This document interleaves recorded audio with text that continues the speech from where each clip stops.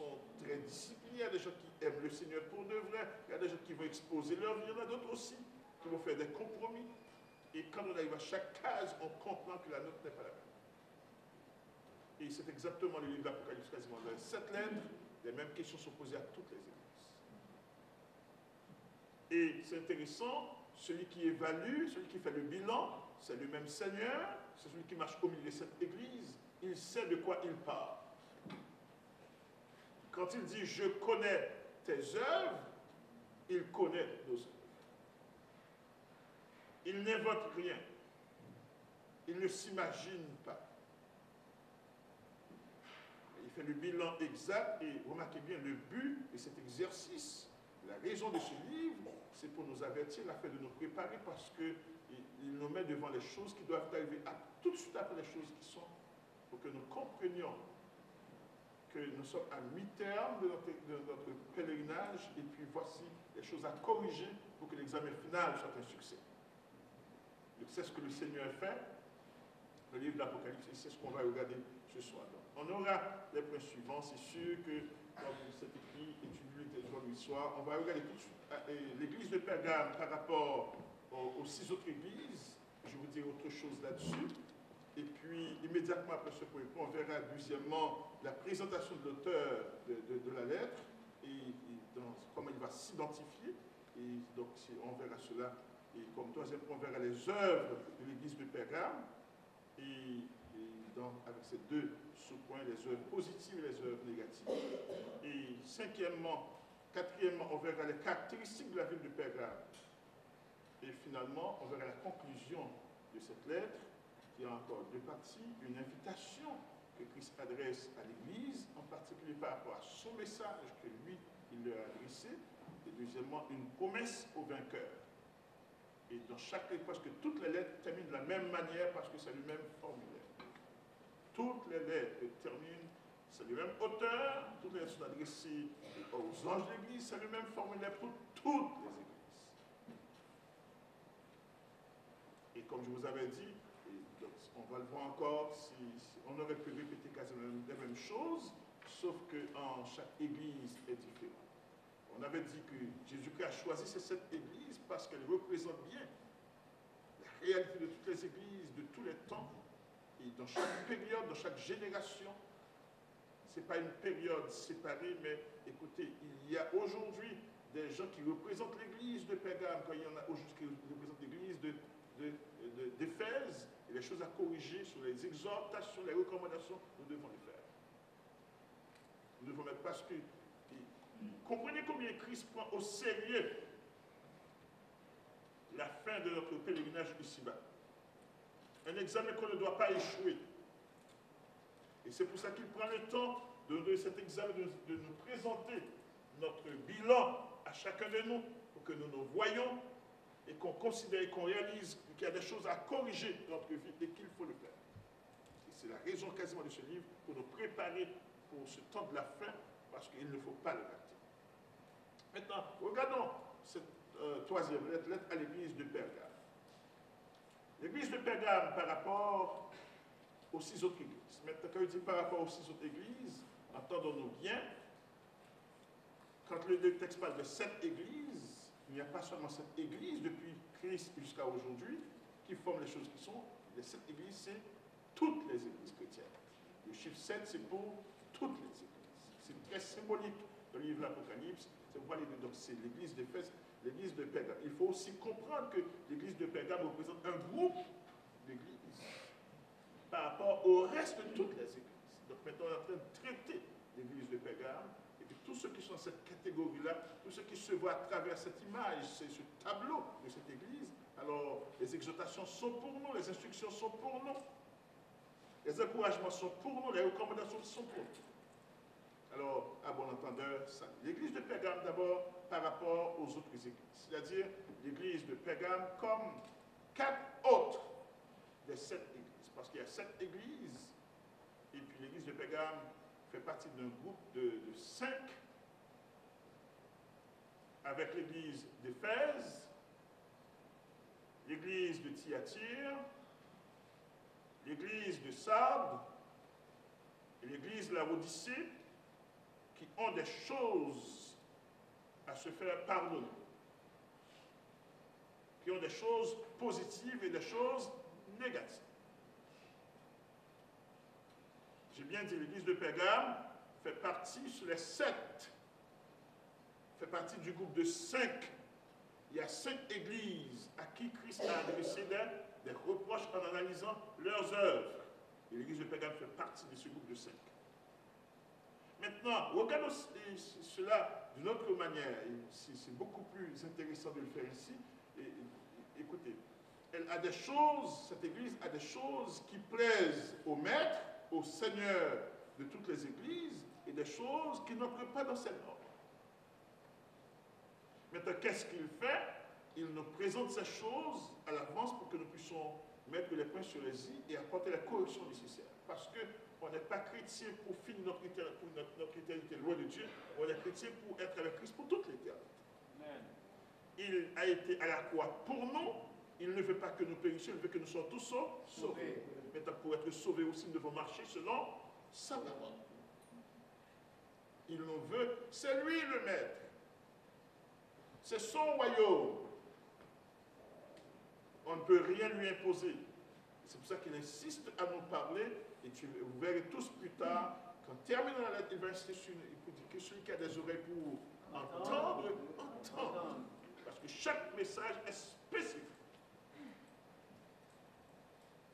Chaque message est spécifique et s'adresse à cette église. Il ne faut pas laisser tomber à terre ce message, parce que c'est sérieux.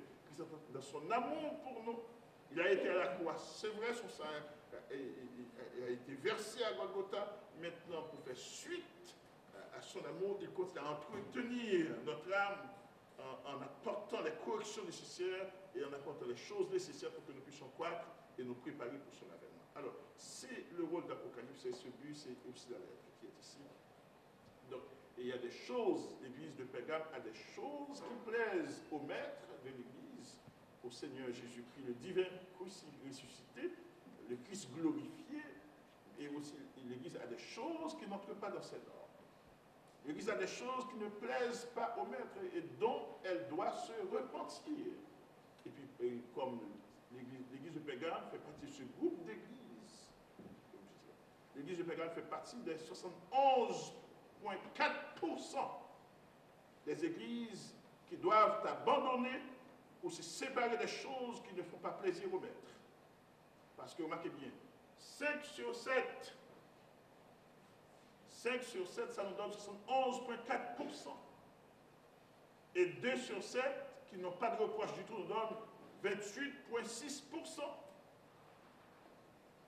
d'églises qui n'ont pas écouté. L'église de Pergame, chez eux, fait partie de 11,4% des églises ou des chrétiens qui doivent abandonner, se séparer des choses qui ne font pas plaisir au maître, qui ne rencontrent pas la volonté de Dieu. Et le pire de toutes ces églises, dans cette catégorie-là, c'est l'église, en tout cas, je me permets de penser, de le dire aussi, c'est l'église de Laodicée. Et quand on va arriver à cette église-là, je pense que personne ne voudrait se voir à l'intérieur dans le cas de cette église-là. Et aussi, on prendra le temps de souligner la caractéristique de cette église qui fait qu'elle est quasiment la dernière de toutes, et puis qu'on fasse attention nous-mêmes. Il faut qu'on fasse attention nous-mêmes. Mais 5 sur 7, 71,4% des chrétiens, sur tous les chrétiens, sur tous les 100% qui ont des choses qu'ils doivent certainement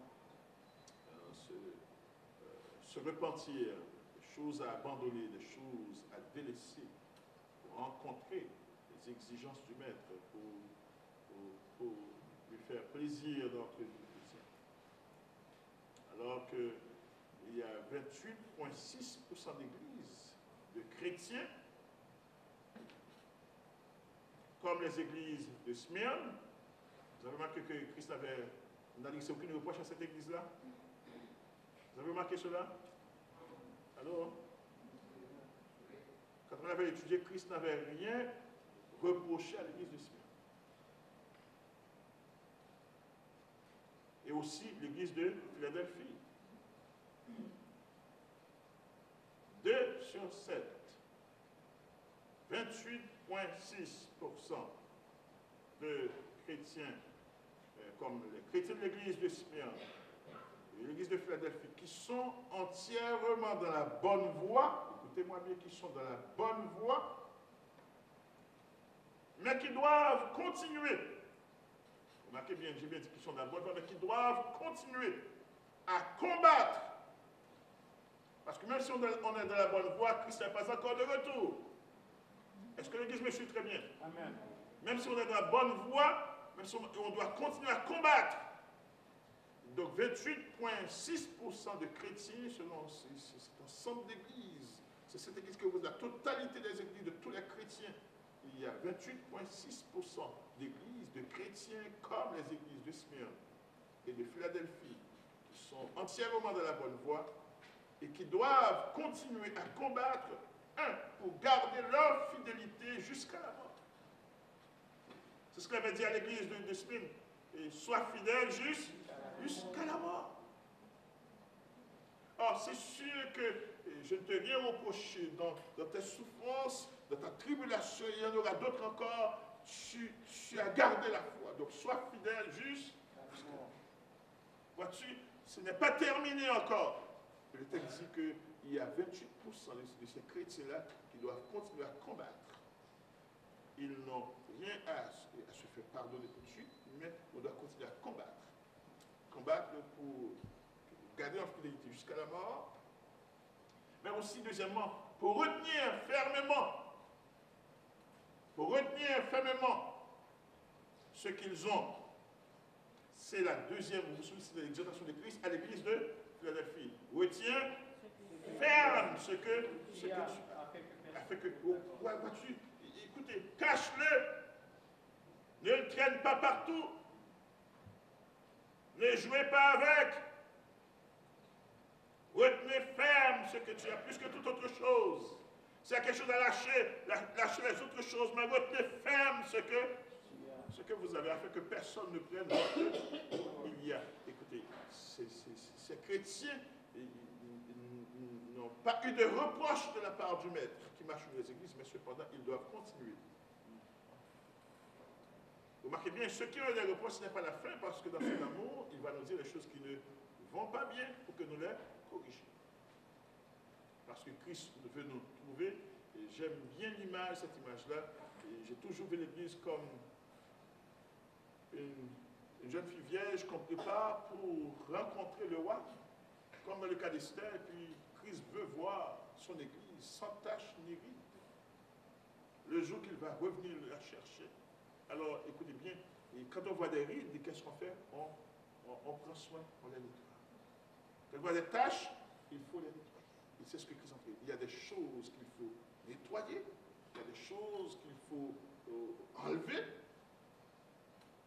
il y a des soins à se donner, parce qu'on se prépare à rencontrer le roi.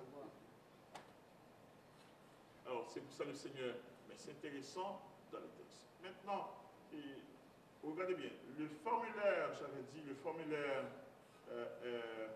général est rempli, la règle est respectée pour l'église de Pergame.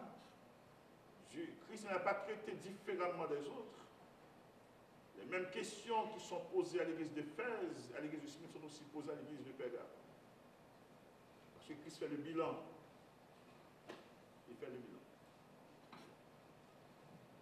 N'oubliez pas, ces églises, Christ ne saurait s'intéresser seulement à ces 7 églises, alors que le message s'écoule, ça touche les choses qui sont. Comme j'avais dit, cette église n'existe plus. L'église de Pérgame, de Thyatire, d'Éphèse n'existe plus. Si Christ parle des choses qui sont, il parle de nous, de toute l'église. Et comprenez bien, c'est évident, parce que cette église forme les choses qui sont. C'est des modèles, c'est des types que Christ met devant nous, pour que nous puissions voir où est-ce que nous sommes.